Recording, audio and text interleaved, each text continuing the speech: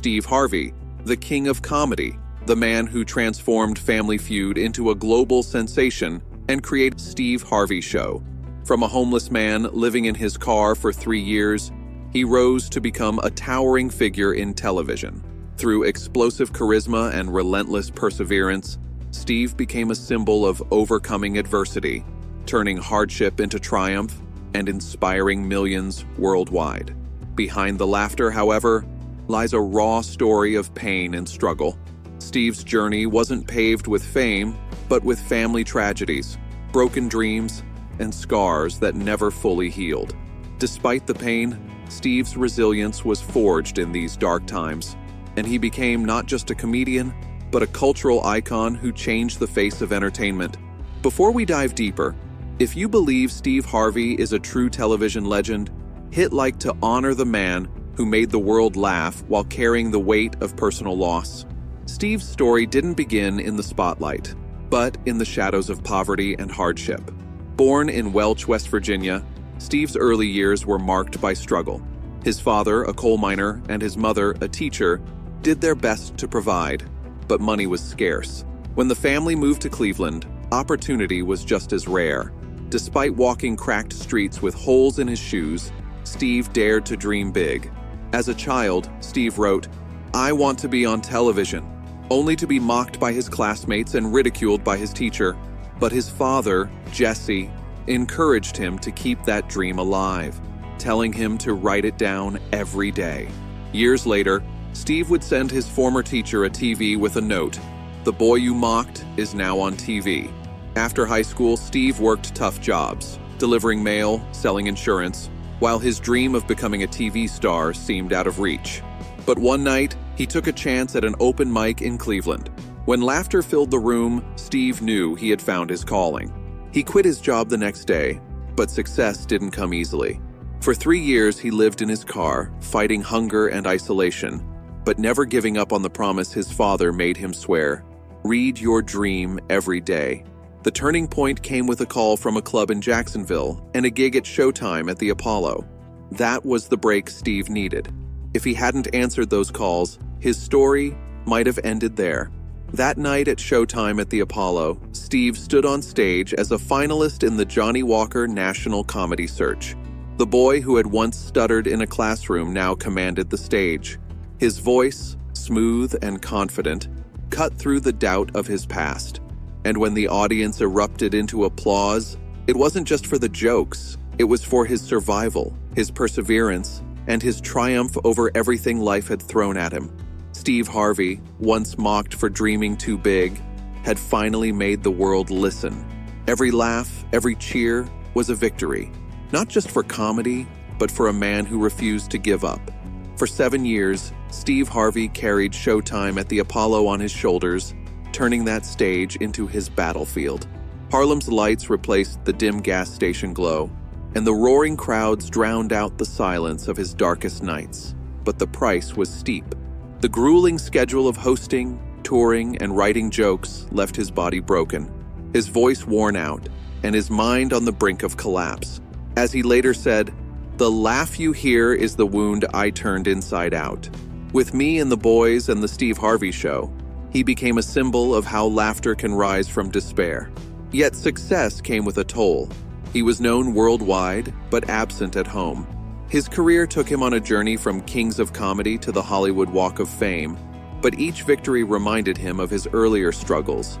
"Every spotlight reminded me of the darkness I came from," he reflected, acknowledging the price of chasing his dreams, missed family moments, and the exhausting weight of fame.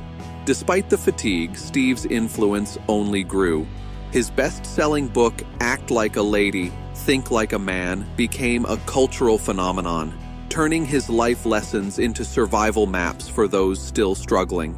He earned countless accolades, but the shadow of his childhood hardship was never far behind. Yet, for all his success, life was still full of unexpected challenges. In 2015, Steve made one of the most public mistakes of his career, announcing the wrong winner at the Miss Universe pageant. With millions watching, he made a tearful apology, his dignity stripped away in an instant. The backlash was swift and brutal, but Steve did the unthinkable. He returned to host Miss Universe the next year. His ability to rise after such humiliation became a powerful lesson in resilience and accountability. In 2016, NBC canceled Steve, his talk show, leaving Steve Harvey shocked but determined. At his final taping, he declared, "This is just a new chapter. I'm 60 years old, and this book of mine still has pages left." Instead of succumbing to loss, he turned it into an opportunity for growth, reminding his audience that new beginnings are always possible. Steve's journey was not just about success, but about resilience, turning every setback into a stepping stone.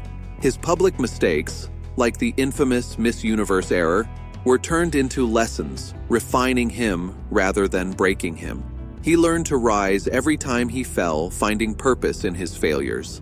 "Every time I thought I'd reached the end, God showed me I was just turning the page," he later said. Before his fame, Steve's first marriage to Marcia was filled with struggle. The dream that should have lifted them often left them hungry. In 1994, their marriage fell apart, leaving Steve emotionally and financially broken. His second marriage to Mary Shackelford also crumbled under career pressures. In 2005, their divorce and public scandal battered his reputation, but the emotional toll on his son, Winton, was the real heartache. Amid these trials, Steve leaned on his faith. After his second divorce, he faced a financial disaster, unpaid taxes and mounting debt that threatened to erase everything. Yet, he never gave up. He woke up before dawn, hosting a radio show, pouring his energy into every gig, every book, every opportunity. His work became his survival strategy. Steve's true foundation became his faith, his children, and his resilience. Through every hardship, he fought back, proving that even in the darkest moments, there's always a way forward. Steve Harvey's pivotal moment came when he started hosting Family Feud, a role that turned his life around. From sleeping in his car to becoming a household name, his success grew, but debt lingered. Every paycheck went to the IRS, yet he fought back, rebuilding more than his finances. He regained his dignity, discipline, and faith. His greatest fear was failing his children, and that fear fueled his transformation from ruin to resilience. In 2007, Steve met Marjorie Bridges, his life's turning point. They married in 2009, and with her, he found peace. Marjorie helped him become not just a provider, but a father who showed up. Their blended family of 7 became his greatest treasure. A touching moment came when Marjorie's son Jason said, "You gave me your last name. There's no one better than you, Dad." It was proof of his redemption, no longer just a celebrity, but a father redeemed. Today, Steve is more than a comedian. He's the architect of a global empire spanning television, radio, publishing, and wellness. His journey from fear of homelessness to securing a sprawling Atlanta estate is a testament to his resilience. His life now represents a profound truth. Survival isn't the same as living. Through faith, family, and unbreakable will, he found joy. Steve's story is one of transformation, redemption, and enduring love. His greatest asset is not fame, but his commitment to family. As he says, applause fades, trophies gather dust, but family, discipline, and gratitude, that's the legacy that lasts. Please subscribe to our channel and don't forget to like and share our videos.